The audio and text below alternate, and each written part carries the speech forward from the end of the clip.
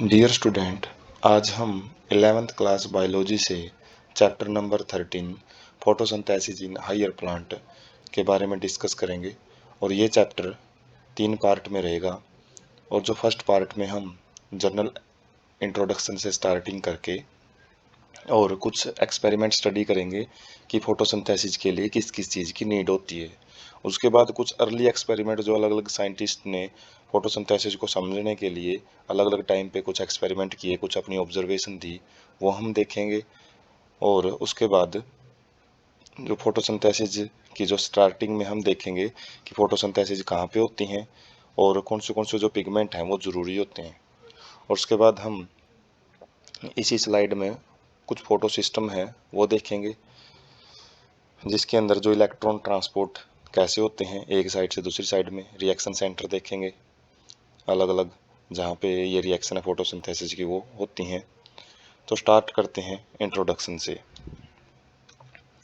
Autotrophs क्या होते हैं? ग्रीन प्लांट्स, जो हरे पौधे होते हैं जो अपना खाना खुद तैयार कर सकते हैं और दूसरे जीवों के लिए भी वो खाना तैयार करते हैं।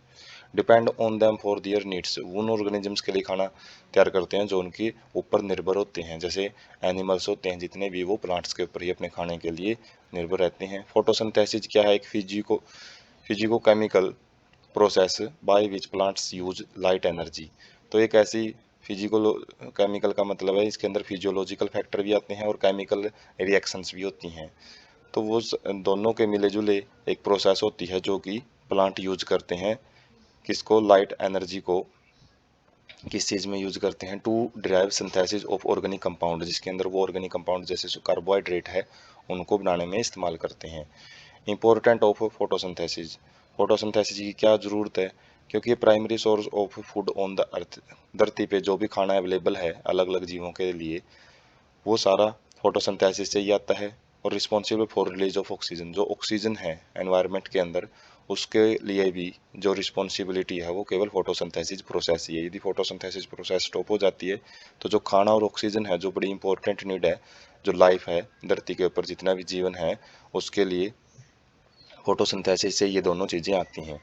उसके बाद heterotrophs, all other organism that depend on green plants for food, जो पौधों के ऊपर डिपेंडेंट होते हैं अपने खाने के लिए उन्हीं को हेटेरोट्रोप्स बोलते हैं।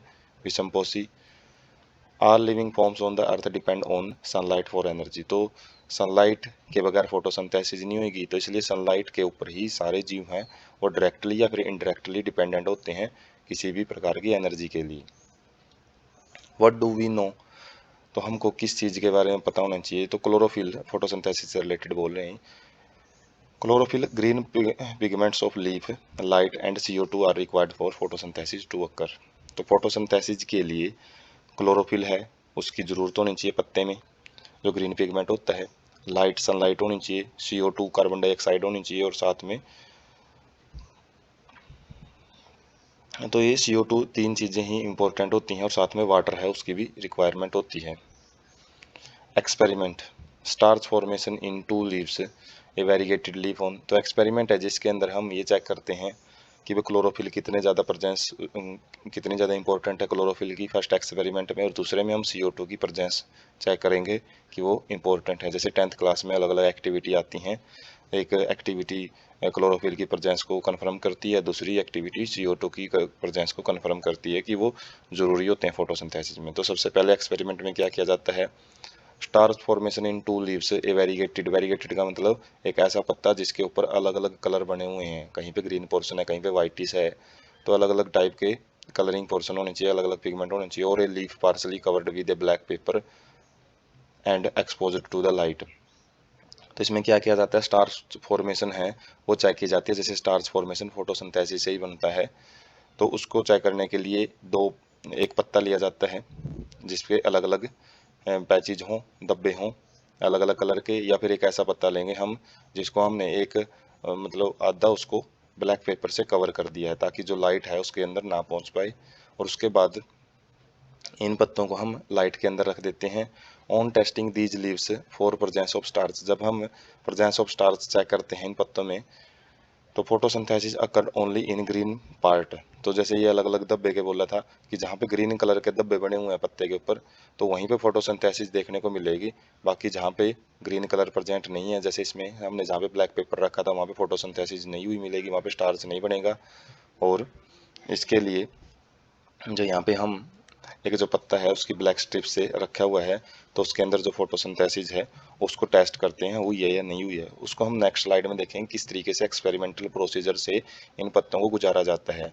उसके बाद जो सेकंड एक्सपेरिमेंट है इसके अंदर हम क्या करते हैं, part of a leaf is enclosed in a test tube containing some KOH soaked cotton which absorb CO2। तो हम क्या करते हैं, एक पौधे का एक पत्ता, उसको तोड़ते नहीं है अभी, उसको क्या करेंगे एक टेस्ट ट्यूब के अंदर रख देते हैं, उसको इनक्लोज बंद कर देते हैं और उसी टेस्ट ट्यूब में थोड़ी सी मात्रा KOH की डाल देते हैं। KOH क्या करता है, सारी जो उस टेस्ट ट्यूब के अंदर जो CO2 है उसको एब्जॉर्ब कर लेता है। While other half is exposed to the leaf to the air. जबकि पत्ते का जो आधा हिस्सा ही हमने टेस्ट ट्यूब में रखना है और आधे हिस्से को हमने क्या करना है, एयर के अंदर एक्सपोज कर देना है, उसको नॉर्मल छोड़ देना है। Setup is then placed in the light for some time. उसके बाद इस सेटअप को, जो भी हमने ये टेस्ट ट्यूब वगैरह लगाई हैं, तो इसको हम धूप में रख देते हैं कुछ टाइम के लिए। Exposed part of the leaf tested positive for starch while portion in tube test negative. तो जो एक्सपोज्ड पार्ट होता है लीफ का, केवल उसी के अंदर ही स्टार्च बना हुआ दिखेगा, वही पॉजिटिव टेस्ट देगा जो आयोडीन सॉल्यूशन के साथ चेक किया जाता है स्टार्च प्रेजेंस को। और जबकि जो पोर्शन हमने टेस्ट ट्यूब के अंदर रखा था वो टेस्ट नेगेटिव देता है, उसमें कोई भी फोटोसिंथेसिस नहीं होती है। तो इसी का एक जर्नल जो एक्सपेरिमेंट होता है जो 10th क्लास में किया जाता है, उसको हम एक, जैसे इसमें बोल रखे है भाई एक ही पत्ते का आधा हिस्सा हमने टेस्ट ट्यूब में रखना है, आधे हिस्से को नॉर्मल छोड़ना है। इसी एक्सपेरिमेंट को हम क्या कर सकते हैं, दो अलग अलग पोटेड प्लांट लेंगे और एक पोटेड प्लांट को एक इन्वर्टेड जार के साथ, एक बेल जार होता है जो एक कांच का बर्तन होता है, उससे ढक देंगे, दोनों प्लांट को ढकेंगे वैसे, लेकिन एक के अंदर हम क्या करेंगे, पोटासियम हाइड्रोक्साइड है उसको डाल देंगे जो कि सारी CO2 है उसको एब्जॉर्ब कर लेता है। बाकी दूसरे के अंदर तो नॉर्मल CO2 जो प्रेजेंट होती है। और थोड़े टाइम के बाद क्या करेंगे, इनके पत्ते हम तोड़ेंगे और इन पत्तों को एक टेस्ट प्रोसीजर से गुजारेंगे, और जिसके अंदर जब एक पत्ते के अंदर फोटोसिंथेसिस हुई मिलेगी, जो कि कौन सा मिलेगा, नॉर्मल। और जिसमें KOH हमने यूज किया उसमें CO2 तो है ही नहीं है, CO2 सारी एब्जॉर्ब कर गया। और फोटोसिंथेसिस के लिए CO2 की बड़ी इंपॉर्टेंस होती है, तो वो CO2 यूज करने, पोटासियम हाइड्रोक्साइड यदि यूज कर लेता है तो पौधा फोटोसिंथेसिस नहीं कर पाएगा, और जिसकी वजह से स्टार्च है उसके अंदर नहीं बनेगा, वो स्टार्च के प्रति नेगेटिव टेस्ट है वो देता है। तो इसी को एक एक्सपेरिमेंटल प्रोसीजर क्या रहता है लीफ क्लोरोफिल टेस्ट में। तो जैसे हमने सबसे पहले वाले लीफ के अंदर क्या किया था, एक ब्लैक पट्टी है वो रखी थी, ब्लैक पेपर रखा था, plant with tested leaf exposed to the sunlight, और इसको हमने नॉर्मली सनलाइट में रख दिया था। प्लांट के साथ ही लगा रहना चाहिए, अलग से प्लग नहीं करना है, तोड़ना नहीं है। उसके बाद इसको टेस्ट के लिए क्या करेंगे, फिर इसके अंदर इस पत्ते को अभी लेंगे, प्लांट से हटाएंगे और उसके बाद इसको एक टेस्ट ट्यूब में रख देंगे और उसके अंदर इथेनॉल डाल के उसको गर्म करते हैं। वाटर बाथ क्या होता है, जिसके अंदर किसी भी चीज़ को गर्म करने के लिए यूज किया जाता है, उन चीज़ों को गर्म करने के लिए यूज किया जाता है इसमें जिनको डायरेक्ट हीट पे बर्नर पे हम नहीं गर्म कर सकते, क्योंकि इथेनॉल है फ्लेमेबल होता है, यदि ऐसे ही गर्म करेंगे तो वो आग पकड़ सकता है। तो इसलिए उसको गर्म करने का तरीका क्या है, पहले एक बीकर लेंगे, उसके अंदर पानी डालेंगे और पानी जैसे जैसे गर्म होता रहेगा वो अंदर वाले कंटेंट को, टेस्ट ट्यूब के कंटेंट को गर्म करता है। और जैसे ही इथेनॉल गर्म होएगा तो देख सकते हैं ये ग्रीन कलर का हो जाता है इथेनॉल, वैसे तो ट्रांसपेरेंट होता है, जो भी ग्रीन कलर होता है लीफ का वो सारा इथेनॉल में आ जाता है। उसके बाद जो लीफ है तो वो क्लोरोफिल उसका सारा रिमूव हो जाता है और वो ट्रांसपेरेंट सा टाइप का हो जाता है, ग्रीन कलर सारा उसका हट जाता है।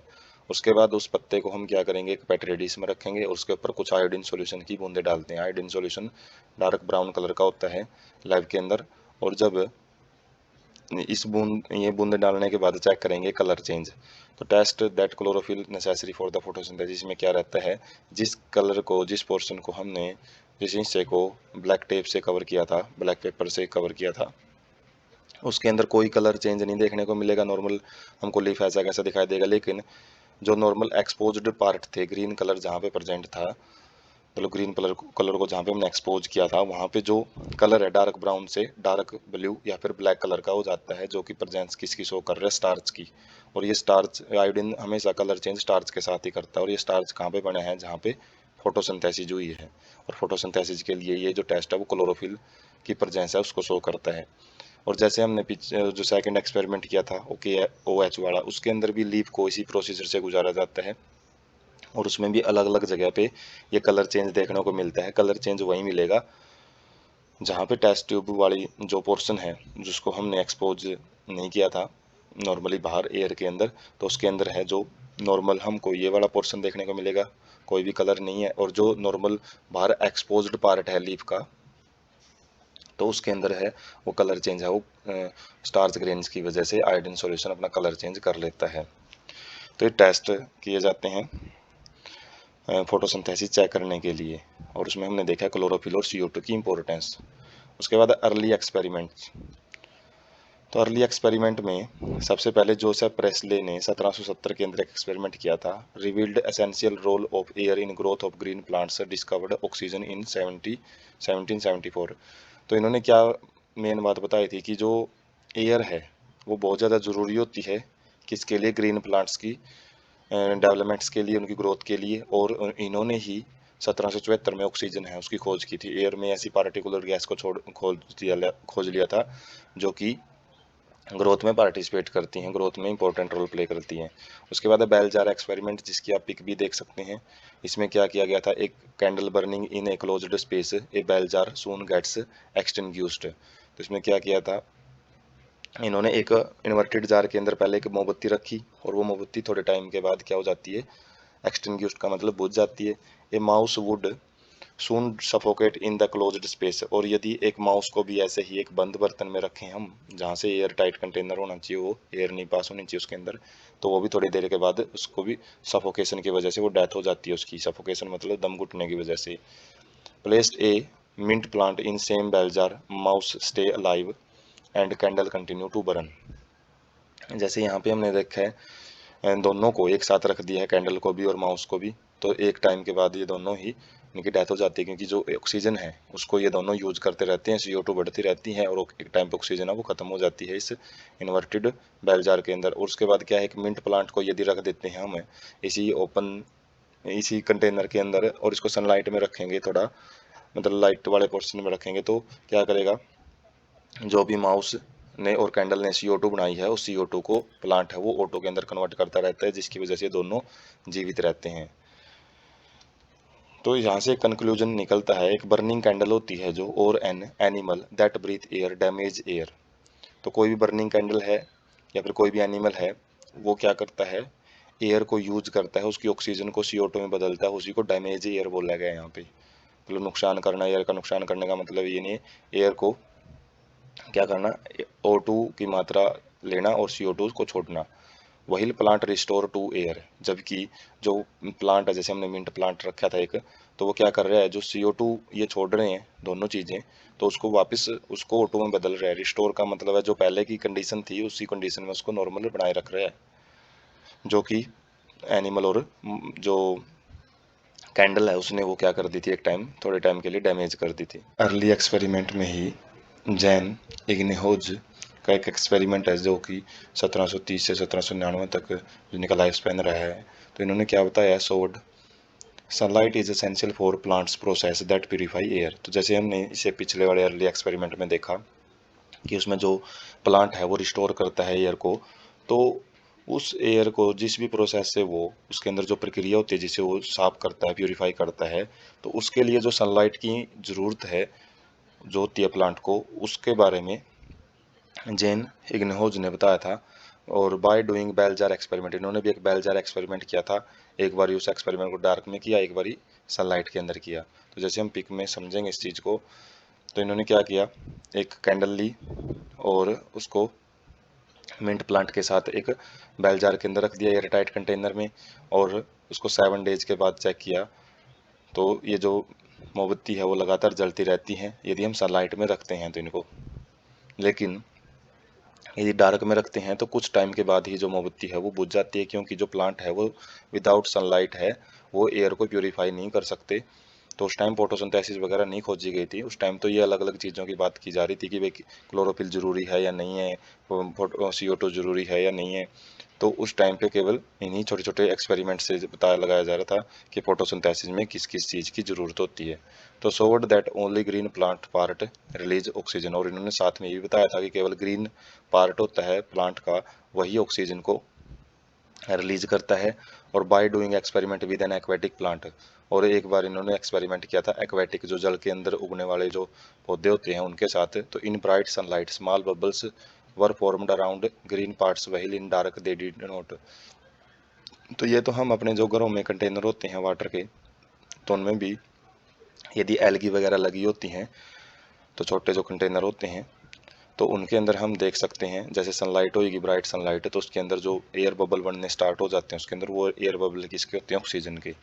और यदि वही बर्तन को हम रात को देखें तो उस टाइम पे कोई एयर बबल वहाँ पे नहीं बनता हुआ दिखेगा, क्योंकि वहाँ पे जो फोटोसिंथेसिस है वो नहीं होती है। तो लेटर ही आइडेंटिफाइड दीज बबल्स, तो बाद में इन्होंने ही बताया था कि जो ये बबल बने हैं वो ऑक्सीजन के हैं, ऑक्सीजन गैस रिलीज करते हैं जो भी प्लांट है सनलाइट की प्रेजेंस में। उसके बाद जूलियस वॉन सैक, इन्होंने क्या बताया था, showed production of glucose usually stored as starch when plant grow. तो इन्होंने बताया था कि जो फोटोसिंथेसिस होती है उसके अंदर ग्लूकोज का प्रोडक्शन होता है, जो कि पौधा स्टार्च के रूप में स्टोर करके रखता है अपने शरीर में, और वही उसकी प्लांट की ग्रोथ में मदद करता है। Green substance in plants chlorophyll is located in special bodies, साथ में इन्होंने ये भी बताया था कि जो ग्रीन कलर का पार्ट होता है वो स्पेशल टाइप की कुछ एक स्ट्रक्चर होती हैं जिनको क्लोरोप्लास्ट बोलते हैं, सेल के, प्लांट सेल के अंदर ही पाया जाता है ये केवल, और ग्लूकोज ही इसी जगह पे बनता है। तो इन्होंने साइट है उसको कन्फर्म कर दिया था लीफ के अंदर। तो यहाँ से इन्होंने अलग अलग जो एक्सपेरिमेंट से, जिनके एक्सपेरिमेंट है उसके अंदर जो भी एक्सपेरिमेंटल सेटअप से इन्होंने ये चीज़ बताई थी, तो हम पिक से देख सकते हैं। उसके बाद है TW एगलमैन, 1843 से 1909 के बीच में इनका जो लाइफ स्पैन रहा है। तो split light into two it's spectral component using A prism, तो इन्होंने क्या किया था, प्रिज्म की मदद से जो सनलाइट है उसको 7 रंगों में डिवाइड कर दिया था। और then eliminated a green algae Cladophora placed in a suspension of aerobic bacteria to detect site of O2 या ऑक्सीजन इवोल्यूशन। तो उन्होंने क्या किया, फिर वो जो अलग अलग स्पेक्ट्रम बने हैं तो उसको एल्गी है, एक ग्रीन एल्गी क्लैडोफोरा, उसके ऊपर डाला, और साथ में कुछ बैक्टीरिया, एरोबिक बैक्टीरिया को भी जो एल्गी है उसके आसपास छोड़ दिया, ताकि वो O2 इवोल्यूशन है उसकी सिंथेसिस, उसकी साइट का पता कर सकें, क्योंकि जहाँ पे O2 बनेगी उसी के आसपास ये बैक्टीरिया है वो इकट्ठे हुए मिलेंगे। तो ऑब्जर्व दैट, उन्होंने क्या ऑब्जर्व किया, bacteria accumulated in region of blue and red region of split spectrum. तो उन्होंने ये पता किया कि जो विबग्योर बनता है प्रिज्म के अंदर, अलग अलग कलर की जो लाइट निकलती हैं, तो इन लाइट में से ब्लू और रेड लाइट के अंदर जो भी ग्रीन एल्गी थी उनके आसपास ही ज़्यादा बैक्टीरिया है वो इकट्ठे हुए हैं। तो hence described action spectrum of photosynthesis which resembles रफली absorption spectra of chlorophyll a and chlorophyll b. तो क्लोरोफिल ए और बी हैं, ये ब्लू और रेड लाइट को ही सबसे ज़्यादा एब्जॉर्ब करते हैं, और यही इनका एब्जॉर्प्शन स्पेक्ट्रम होता है। एब्जॉर्प्शन स्पेक्ट्रम का मतलब है जो सनलाइट है वो अलग अलग कलर से मिलकर बनती है, तो उनमें वो सारे कलर को एब्जॉर्ब नहीं करते हैं, वो केवल रेड और ब्लू रीजन को ही एब्जॉर्ब करते हैं। और इन्हीं इन्हीं ने इसलिए इन्होंने ही फिर स्पेक्ट्रम ऑफ फोटोसिंथेसिस है, इसी चीज़ को स्पेक्ट्रम ऑफ फोटोसिंथेसिस बोला जाता है कि कौन से जो सनलाइट का स्पेक्ट्रम है वो ज़रूरत होती है उसकी फोटोसिंथेसिस में। तो यहाँ पे हम देख सकते हैं जो इन्होंने क्या किया, प्रिज्म में से लाइट पास की और उसके बाद जो एल्गी है उसके ऊपर डाला, और यहाँ पे जो ब्लू कलर का पोर्शन है और जो रेड कलर का पोर्शन है वहाँ भी हम देख सकते हैं छोटे छोटे जो बैक्टीरिया हैं वो इकट्ठे हुए मिले हैं, बाकी दूसरी जगह पे जो बैक्टीरिया है वो कम मिलेंगे या फिर बिल्कुल भी प्रेजेंट नहीं होते हैं। तो यहाँ से ब्लू और रेड रीजन को कन्फर्म मान लिया गया है कि वो सनलाइट के वो रंग होते हैं जिसमें फोटोसिंथेसिस ज़्यादा होती है। Bye middle of 19th century, 19वीं सदी के मध्य तक आते आते, मतलब 1850 के टाइम की आते आते, identified that in photosynthesis plant use light energy to make carbohydrate from CO2 and water. तो इस चीज़ का भी पता लगा लिया था कि CO2 और वाटर को यूज करके ही जो प्लांट है और साथ में जो लाइट होती है उनके पास और क्लोरोफिल होता है उसकी मदद से ही जो ग्लूकोज है, जो कार्बोहाइड्रेट है, उसको तैयार करते हैं। कार्नेलियस वैन नेल तो ये 1897 से 1897 से 1985 तक इनका लाइफ स्पैन माना जाता है। तो इन्होंने क्या डेमोन्स्ट्रेट किया, क्या बताया कि जो फोटोसिंथेसिस है एक लाइट डिपेंडेंट रिएक्शन होती है, जो कि लाइट की मदद से ही जो प्रोसेस हो सकती है अपनी स्टडी के ऊपर के बेस पे। तो इन्होंने स्टडी किसकी की थी, पर्पल एंड ग्रीन बैक्टीरिया के अंदर इन्होंने स्टडी करके ये इन्फॉर्मेशन है वो दी थी। इन विच हाइड्रोजन रिड्यूस कार्बन डाइऑक्साइड, जिसके अंदर क्या होता है, जो हाइड्रोजन है वो कार्बन डाइऑक्साइड गैस के अंदर जाके उसको कार्बोहाइड्रेट में बदल देता है। और ग्रीन प्लांट्स में जो H2O है वो एक हाइड्रोजन डोनर, मतलब जैसे ऊपर देखे हमने हाइड्रोजन आके CO2 के अंदर अटैच हो जाता है, तो ये हाइड्रोजन आया कहाँ से है, तो वो वाटर से आता है ग्रीन प्लांट्स में। और जो वाटर है वो ऑक्सीडाइज हो जाता है O2 के अंदर, और जो हाइड्रोजन गया है वो कार्बोहाइड्रेट बनाता है। जैसे यहाँ पे हम समझ सकते हैं कि जो भी वाटर के की फॉर्म में, जैसे यहाँ पे वाटर में एक ही जगह पे ऑक्सीजन होता है और वो ऑक्सीजन के रूप में बाहर निकल जाता है। कोई भी सब्सटेंस हो सकता है, जैसे H2S भी हम देखेंगे सल्फर। तो H2A कोई भी हाइड्रोजन डोनर है, तो वो क्या करता है, CO2 को जब हाइड्रोजन देता है तो इसका रिडक्शन हो जाता है, हाइड्रोजन इसमें ऐड हो जाते हैं, तो ये ग्लूकोज का एक एम्पिरिकल फार्मूला होता है। जब इसकी 6 के साथ मल्टीप्लाई कर देंगे तो हम C6H12O6 वो ग्लूकोज आ जाता है। और साथ में वाटर है वो भी लिबरेट होता है यहाँ पे।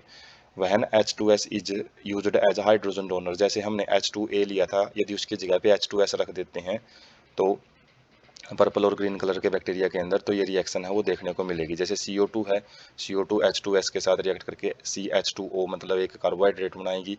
और जो वाटर है और जो सल्फर है, जैसे ऊपर ये 2A था तो यहाँ पे 2S है वो लिबरेट होता है। ऑक्सीडेशन प्रोडक्ट इज सल्फर और sulphate depending on the organism and not O2। तो यहाँ पे क्या ऑब्जर्व किया गया कि यहाँ पे ऑक्सीजन नहीं निकल रही है, हालांकि है ये भी फोटोसिंथेसिस ही, लेकिन इसके अंदर जो ऑक्सीडेशन प्रोडक्ट होता है वो सल्फर है और सल्फेट भी हो सकता है, डिपेंड करता है कि हम किस टाइप का बैक्टीरिया है वो यूज कर रहे हैं। तो यहाँ से कंक्लूड क्या निकाला कि O2 इवोल्व्ड कम्स फ्रॉम H2O। तो O2 होती है जो, यदि वाटर को हम एक हाइड्रोजन डोनर के रूप में यूज करते हैं तो तभी ऑक्सीजन लिबरेट होती है। यदि H2S यूज करेंगे तो कोई ऑक्सीजन लिबरेट नहीं हो रही है, हालांकि CO2 उस कंडीशन, दोनों कंडीशन में हम यूज कर रहे हैं। CO2 को तो रिड्यूस दोनों कंडीशन में किया जा रहा है। तो वाटर है, वाटर से ऑक्सीजन रिलीज होती है जो फोटोसिंथेसिस में हमको देखने को मिलती है, ना कि वो CO2 से निकलती है। जैसे देखने को तो ये लगता है कि जो C है और O2 है इसके साथ में, तो O2 ऐसे ही एज इट इज बाहर निकल जाती है फोटोसिंथेसिस में। ऐसा नहीं होता, जो वाटर होता है, जो हाइड्रोजन डोनर होता है, वहां से ऑक्सीजन है वो बाहर होती है। And which was later proved by using radio isotopic technique. और उसके बाद इसी चीज को बाद में रेडियो आइसोटोपिक टेक्निक क्या होती है कि बाहर से हमने जो वाटर दिया है उसकी ऑक्सीजन को हम क्या कर देते हैं, रेडियो एक्टिव कर देते हैं। और बाद में फिर हम चेक करते हैं कि जो ऑक्सीजन बाहर निकली है वो उसी वाटर वाली है या फिर CO2 वाली है। CO2 वाली नॉर्मल ऑक्सीजन रखी जाती है और रेडियो एक्टिविटी किसको प्रोवाइड कर दी जाती है, चेक करने के लिए कि भाई जो ऑक्सीजन बाहर निकली है वो वाटर से आई है या फिर CO2 से आई है। तो अलग अलग जो ऑक्सीजन है इनको अलग अलग हम यूज करते हैं, रेडियो एक्टिव फॉर्म एक ही यूज की जाती है। उसके बाद O2 released in the form of water is not a single reaction but a multi step reaction called photosynthesis. तो जो ऑक्सीजन रिलीज होती है वाटर से वो केवल एक रिएक्शन के रूप में नहीं होती, जैसे ऊपर हम देख रहे हैं कि एक रिएक्शन में कंप्लीट हो रही है, ये कंप्लीट जो प्रोसेस है ये मल्टी स्टेप काफ़ी सारी रिएक्शन में कंप्लीट होती है, काफ़ी कॉम्प्लेक्स प्रोसेस होती है, जिसको फोटोसिंथेसिस बोलते हैं। तो जैसे यहाँ पे हम समझ सकते हैं जो H2 है ये ऑक्सीडाइज होकर O2 बनाता है, और यहीं से एक आइडिया मिलता है कि ये ऑक्सीजन जो निकलती है फोटोसिंथेसिस में वो H2O से आई है, ना कि CO2 से। तो CO2 तो रिड्यूस होकर ग्लूकोज बनाती है। उसके बाद साइट ऑफ फोटोसिंथेसिस, फोटोसिंथेसिस किस जगह पे होती है, chloroplast in the mesophyll cells, mesophyll cell पाई जाती हैं किसके अंदर, लीव्स के अंदर। तो उन्हीं के अंदर क्लोरोप्लास्ट हैं वो पाए जाते हैं। और chloroplast align themselves along the wall of mesophyll cell to get optimum sunlight. तो क्लोरोप्लास्ट है मूव कर सकते हैं सेल के अंदर, और ये उस पोर्शन में रहते हैं ज़्यादा से ज़्यादा, ताकि ये मतलब एक ऐसे लेवल पे रहते हैं जिसके अंदर ये ज़्यादा से ज़्यादा सनलाइट है उसको एब्जॉर्ब कर सकें। has a membrane system containing of grana, stroma, lamella and matrix stroma। तो जो अलग अलग स्ट्रक्चर पाई जाती हैं क्लोरोप्लास्ट में, तो हमने जो सेल ऑर्गेनेलीज वाला चैप्टर में भी देखा है जिसके अंदर क्लोरोप्लास्ट की जो डिटेल स्ट्रक्चर वो देखिए, उसके अंदर स्ट्रोमा होता है जो इंटरनल मैट्रिक्स होता है, ग्रेना क्या होते हैं, सिक्के जैसी स्ट्रक्चर होती हैं। जब ये सिक्के जैसी स्ट्रक्चर एक दूसरे पे अरेंज हो जाती हैं तो थैलेकोइड बनाती हैं। फॉर डिवीजन ऑफ लेबर, तो इनका काम जो अलग अलग स्ट्रक्चर क्यों पाई जाती है, ये अलग अलग काम का बंटवारा किया जाता है। कोई मतलब जो पूरी प्रोसेस को अलग अलग भागों में बांट के अलग अलग हिस्सों को दे दिया जाता है ताकि जो प्रोसेस है वो इफेक्टिव ढंग से की जा सके। Responsible for trapping of sunlight, trapping light energy, तो इनका काम क्या रहता है, लाइट एनर्जी को पकड़ना। Also for synthesis of ATP, और साथ में इन्हीं का काम होता है कि एटीपी की सिंथेसिस करना, एनर्जी को बढ़ाना, और साथ में एनएडीपीएच एक मॉलिक्यूल होता है जो कि एक एनर्जी यील्डिंग मॉलिक्यूल होता है, इसी से बाद में एटीपी है वो सिंथेसाइज किए जाते हैं। In stroma enzymatic reaction synthesize sugar from starch, तो स्ट्रोमा के अंदर ही कुछ एंजाइमेटिक मतलब एंजाइम के द्वारा कुछ रिएक्शंस होती हैं जो कि शुगर बनाती हैं, जो हम ग्लूकोज देखते हैं, और ग्लूकोज ही बाद में स्टार्च बनाता है। लाइट रिएक्शंस फोटोकेमिकल रिएक्शन होती हैं, directly light driven from set of reaction, तो लाइट रिएक्शन ये दो जो स्टेप है फोटोसिंथेसिस के, दो स्टेप में होते हैं ये। एक लाइट रिएक्शन होता है जो डायरेक्टली लाइट पे डिपेंड करती है, जब लाइट होगी तब ये रिएक्शन होती है, इसलिए इनको फोटोकेमिकल रिएक्शन ही बोलते हैं। फोटो मतलब लाइट, केमिकल मतलब जो अलग अलग चेंज होता है, ओल्ड बॉन्ड टूटते हैं, नए बॉन्ड बनते हैं, उसी को केमिकल रिएक्शन बोलते हैं।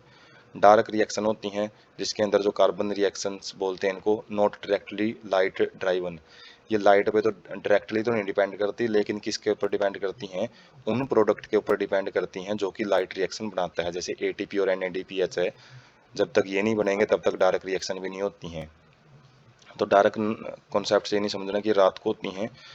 डार्क रिएक्शन अब इन अब्सेंस ऑफ लाइट हो सकती हैं, लेकिन उनके लिए ज़रूरत किसकी रहेगी, एटीपी एंड एनएडीपीएच की। तो इसका वही बात है, सो नॉट मीन, इसका ये मतलब नहीं है दे अकर इन डार्कनेस की अंधेरे में होती हैं, और नॉट लाइट डिपेंडेंट कि वो लाइट पे डिपेंडेंट नहीं है, तो वो लाइट पे डिपेंडेंट रिएक्शन ही होती हैं। तो यहाँ पे हम जो क्लोरोप्लास्ट है उसका इंटरनल व्यू है वो ले सकते हैं कि क्या क्या स्ट्रक्चर हैं वो क्लोरोप्लास्ट में प्रेजेंट होती हैं। जैसे यदि इस पिक को दोबारा से देखें, जैसे ग्रेना होते हैं, ग्रेना जब झुंड में होते हैं तो ये थैलेकोइड्स बनाते हैं, और ये अलग अलग एक मेम्ब्रेन से दूसरे मेम्ब्रेन में चिपके होते हैं। और एक ग्रेना के अंदर भी हम यदि जूम करके देखते जाएं तो अलग अलग टाइप की जो स्ट्रक्चर्स हैं वो पाई जाती हैं, अलग अलग पिगमेंट होते हैं, क्लोरोफिल यहीं पे प्रेजेंट होते हैं जो कि फोटोसिंथेसिस के लिए लाइट ट्रैपिंग करते हैं, लाइट को पकड़ते हैं। उसके बाद pigments involved in photosynthesis, photosynthesis के लिए कौन कौन से जो पिगमेंट्स हैं वो काम करते हैं। पिगमेंट्स मतलब रंग, वर्णक बोलते हैं जिसको। Chromatographic separation of leaf pigment shows that green colour is due to four pigment, तो जब हम एक क्रोमेटोग्राफी टेक्निक होती है जिसके अंदर एक मिक्सर ऑफ जो अलग अलग डाई होती हैं उनको सेपरेट किया जाता है क्रोमेटोग्राफी पेपर के साथ। ऑर्गेनिक केमिस्ट्री में प्रोसेस होती हैं जिसमें हम मिक्सर है, जैसे इंक है, इंक ब्लैक कलर की इंक है लेकिन उसमें अलग अलग कलर है वो मिलते हैं, तो इसको एक एक्सपेरिमेंट से हम अलग अलग करते हैं। तो उसी क्रोमेटोग्राफी सेपरेशन के द्वारा लाइफ के पिगमेंट्स को, जो लीफ का पिगमेंट है उसको जब अलग अलग करके देखा गया तो उसमें चार पिगमेंट हैं, चार रंगों से मिला ये जो ग्रीन कलर होता है लीफ का। तो उसके अंदर क्लोरोफिल ए होता है जो ब्राइट और blue green in the chromatogram, chromatogram है मतलब जो हमने एक कागज लेते हैं उसके ऊपर जो अलग अलग रंग अलग अलग हो जाते हैं, तो क्रोमेटोग्राफ में तो ये ब्राइट और ब्लू कलर ग्रीन कलर का देखने को मिलता है। उसके बाद दूसरा जो पिगमेंट है वो क्लोरोफिल बी जो कि येलो ग्रीन कलर का मिलेगा। जेंथोफिल्स ये येलो कलर का देखने को मिलेगा, और कैरोटीनॉइड है वो येलो टू येलो ऑरेंज, मतलब अलग अलग रंग इसके देखने को मिल सकते हैं। तो चार पिगमेंट की वजह से जो एक पत्ता है वो हरे रंग का दिखाई देता है। तो पिगमेंट्स क्या होते हैं, substance with ability to absorb light at specific wavelength है। तो इनकी खास बात क्या होती है, ये लाइट अलग अलग वेवलेंथ की लाइट को एब्जॉर्ब करने का काम करते हैं। Chlorophyll a chief pigment associated with photosynthesis, तो मेनली इनमें जो सबसे ज़्यादा काम करता है वो क्लोरोफिल ए होता है जो फोटोसिंथेसिस में सबसे ज़्यादा रोल प्ले करता है। Blue and red reason wavelength at which maximum absorption by the chlorophyll occurs with results in higher rate of photosynthesis, जैसे वो फोटो स्पेक्ट्रम हमने देखा था, फोटोसिंथेसिस का एक स्पेक्ट्रम अर्ली एक्सपेरिमेंट में, तो उसमें यही पता लगाया था जो ब्लू और रेड रीजन है वो एक ऐसी रीजन होते हैं, ऐसी वेवलेंथ की लाइट होती हैं जहाँ पे सबसे ज़्यादा एब्जॉर्प्शन है वो क्लोरोफिल के द्वारा किया जाता है, क्योंकि क्लोरोफिल खुद ग्रीन कलर का होता है, और जो लाइट कि जो हम अलग अलग रंगों को देखते हैं तो वो किस तरीके से काम करते हैं। जिस कलर को जो लाइट है, लाइट सनलाइट होती है, वो सारे रंगों से मिलकर बनती है। लगभग जितने भी कलर हमको दिखाई देते हैं 7 रंग होते हैं मेनली तो, लेकिन इन्हीं से बाकी के सारे कलर हैं वो बनते हैं। तो जिस भी कलर पे जो लाइट ये गिरती है तो बाकी सारे कलर को तो वो कलर है जिस पे गिरेगी एब्जॉर्ब कर लेता है, और जबकि जो खुद का कलर होता है जो सनलाइट में यदि वो प्रेजेंट है तो उसको रिफ्लेक्ट कर देता है, और वही रिफ्लेक्टेड कलर हमारी आई में आता है और वही कलर हमको उस बॉडी का, पार्टिकुलर बॉडी का दिखाई देता है। जैसे कोई रेड कलर की चीज़ हमको दिखाई दे रही है तो रेड कलर क्या करता है, बाकी सारी वेवलेंथ ऑफ लाइट को तो एब्जॉर्ब कर लेता है, और जो उसी में एक रेड कलर की वेवलेंथ है उसको वो रिफ्लेक्ट कर देता है, और वो रिफ्लेक्टेड रेज ही हमारी आंखों में आती हैं, और वो वेवलेंथ जब आंखों में गिरेगी आगे रेटिना के ऊपर तो वो रेड कलर हमको दिखाई देता है। तो रिफ्लेक्शन की वजह से हमको कलर दिखाई देते हैं। तो हाई रेट ऑफ फोटोसिंथेसिस, इसी के अंदर जो मैक्सिमम वेवलेंथ है क्या है, ब्लू और रेड है, इन्हीं के अंदर जो फोटोसिंथेसिस है उसका हाई रेट पाया जाता है। Some photosynthesis does take place at the other wavelength of visible spectrum. तो कुछ फोटोसिंथेसिस है, जरूरी नहीं है कि ब्लू और रेड रीजन पे ही हों, कुछ अलग अलग रीजन पे भी अलग अलग वेवलेंथ पे भी हो सकती हैं। और लेकिन कंडीशन क्या है, विजिबल स्पेक्ट्रम के होने चाहिए। विजिबल स्पेक्ट्रम में ही ये सारे रंग, सातों रंग आ जाते हैं यूवी की और जो हम पढ़ते हैं। इसके अलावा अलग अलग स्पेक्ट्रम की लाइट होती है, यूवी रेज, इंफ्रारेड रेज, जो कि फिजिक्स में और केमिस्ट्री में इलेक्ट्रोकेमिकल स्पेक्ट्रम में पढ़ा जाता है, इलेक्ट्रोमैग्नेटिक स्पेक्ट्रम के अंदर। एसेसरी पिगमेंट्स, तो ये क्या है जो मदद करते हैं फोटोसिंथेसिस के अंदर, तो उनको बोला जाता है एसेसरी पिगमेंट। और जो मेन पिगमेंट है वो क्लोरोफिल है, उसके अलावा जो पिगमेंट हम पढ़ेंगे जैसे थैलेकोइड पिगमेंट है, जैसे क्लोरोफिल बी, जैंथोफिल्स और कैरोटीनॉइड हैं, तो ये क्या है, ये भी लाइट को एब्जॉर्ब करते हैं और उस एनर्जी को फिर ट्रांसफर करते हैं किसके पास, क्लोरोफिल ए के पास। अनेबल ए वाइडर रेंज, इनका काम क्या होता है पूछ लेते हैं कई बार कि फंक्शन क्या प्ले करते हैं एसेसरी पिगमेंट। तो ये वाइडर रेंज प्रोवाइड करते हैं। जैसे क्लोरोफिल ए है वो ब्लू ग्रीन को तो एब्जॉर्ब कर ही लेगा, लेकिन ये दूसरे जो कलर हैं वो दूसरी वेवलेंथ को भी एब्जॉर्ब कर सकते हैं, इसलिए वाइडर रेंज, ज़्यादा वेवलेंथ को ये एब्जॉर्ब कर सकते हैं। वेवलेंथ का जो दायरा है उसको बढ़ा दे सकते हैं, एब्जॉर्प्शन का जो दायरा होता है, और उसको फिर बाद में फोटोसिंथेसिस में यूज कर लिया जाता है। और साथ में ये क्या करते हैं, क्लोरोफिल ए को प्रोटेक्ट करते हैं किससे, फोटो ऑक्सीडेशन से। फोटो ऑक्सीडेशन क्या होता है, जिसमें ऑक्सीडेशन लाइट की, जब एनर्जी, लाइट एनर्जी जब किसी चीज़ पे गिरती है तो वहाँ से इलेक्ट्रॉन निकलने के पूरे पूरे चांस होते हैं, और फोटो ऑक्सीडेशन की वजह से जो क्लोरोफिल ए है वो डैमेज हो सकता है। तो इसी डैमेज से जो सेसरी पिगमेंट्स हैं वो बचाते हैं इसको। अब हम जो क्लोरोफिल के अलग अलग पिगमेंट हमने देखे हैं तो उनकी वेवलेंथ एब्जॉर्प्शन की रेंज देखते हैं एक ग्राफ से। तो जैसे ग्राफ है, नीचे वेवलेंथ दिखा रखी है और साथ में कलर भी दिखा रखा है। जैसे 400 पे ब्लू कलर होता है, 500 पे ग्रीन कलर है वो स्टार्ट हो जाता है, 600 पे थोड़ा येलो कलर रहता है, और 700 पे जो रेड कलर रहता है। तो जो इसमें क्लोरोफिल ए है वो डार्क ग्रीन से रिप्रेजेंट कर रखा है, क्लोरोफिल बी है वो थोड़ा लाइट ग्रीन से रिप्रेजेंटिंग है, और कैरोटीनॉइड है उसको येलो कलर से रिप्रेजेंट किया गया उसकी लाइन को। तो जो ये अलग अलग ग्राफ बने हुए हैं, सबसे पहले जो क्लोरोफिल ए है तो ये सबसे ज़्यादा, जैसे एक साइड में दिखा रखा है अमाउंट ऑफ एब्जॉर्प्शन, कितनी लाइट ये एब्जॉर्ब कर रहा है। तो यहाँ पे लाइट की अलग अलग मात्रा है, और जैसे जैसे ऊपर जाएंगे तो लाइट की अमाउंट है वो बढ़ती जा रही है। तो सबसे ज़्यादा लाइट एनर्जी को एब्जॉर्ब जो क्लोरोफिल ए किस वेवलेंथ पे करता है वो 400 से थोड़ा ज़्यादा, मतलब 420 के आसपास, 420 वेवलेंथ जब होती है तो उस पर जो ब्लू कलर का ही पोर्शन है, ब्लू रेंज है, उसके अंदर एब्जॉर्ब करता है। और दूसरा जो इसका पीक है वो देख सकते हैं हम, लगभग 700 के आसपास जा रहा है, 680 को बोल सकते हैं, 680 के आसपास। तो वहाँ पे एक पीक दिखाता है, ज़्यादा एब्जॉर्प्शन करता है लाइट की। और उसी प्रकार से यदि हम क्लोरोफिल बी को देखें तो ये इसका जो पीक है वो लगभग 480 के आसपास, 460 के आसपास शो करता है। और दूसरा जो पीक है ये भी लगभग थोड़ा सा जो क्लोरोफिल ए है उससे पहले का पीक दिखा रहा है कि ये थोड़ा उससे पहले की वेवलेंथ है उसको एब्जॉर्ब करता है, ज़्यादा एब्जॉर्ब करता है। और कैरोटीनॉइड है, जो कैरोटीनॉइड के जो अलग अलग पीक हैं वो एक ही साइड में बने हुए हैं, वो 500 के आसपास का रेंज दिखा रहे हैं एक तो, और दूसरा जो है पीक वो 460 के आसपास की रेंज है, जैसे क्लोरोफिल भी दिखा रहा है। तो उसके अंदर अलग अलग जो लाइट है उसको ज़्यादा अमाउंट में ये एब्जॉर्ब कर पाता है। तो यहाँ से एक आइडिया हम ये ले सकते हैं कि जैसे यदि क्लोरोफिल ए अकेला प्रेजेंट होता, जो वैसे ये चीफ पिगमेंट होता है, मुख्य पिगमेंट यही होता है, यदि बाकी के पिगमेंट नहीं होते तो क्या होता है, केवल ये एक पार्टिकुलर वेवलेंथ की लाइट को ही एब्जॉर्ब कर पाता, लेकिन जो क्लोरोफिल बी और कैरोटीनॉइड है इन्होंने क्या कर दिया, अलग अलग वेवलेंथ को भी एब्जॉर्ब करते हैं ये। तो वेवलेंथ को जो एब्जॉर्ब की जाने वाली वेवलेंथ है उसका जो रेंज है, उसका जो दायरा है, ये काफ़ी हद तक बढ़ा देते हैं। उसके बाद है लाइट रिएक्शन। तो लाइट रिएक्शन क्या है? Photochemical phase include light absorption, water splitting, oxygen release and formation of high energy chemical intermediate ATP and NADPH. तो क्या होता है? ये फोटोकेमिकल रिएक्शन का वो फेज होता है जिसके अंदर लाइट को एब्जॉर्ब किया जाता है, वाटर को तोड़ा जाता है हाइड्रोजन और ऑक्सीजन में, ऑक्सीजन को रिलीज किया जाता है फिर एनवायरनमेंट में, और इसी प्रोसेस के अंदर क्या किया जाता है? हाई एनर्जी यील्डिंग का मतलब है अब ज़्यादा एनर्जी देने वाले केमिकल इंटरमीडिएट, मतलब जो रिएक्शन के बीच में बनते हैं, तो उनको पैदा किया जाता है, जैसे एटीपी है और एनएडीपीएच। तो ये एनर्जी यील्डिंग मॉलिक्यूल होते हैं, इन्हीं से एनर्जी है रिलीज होती है।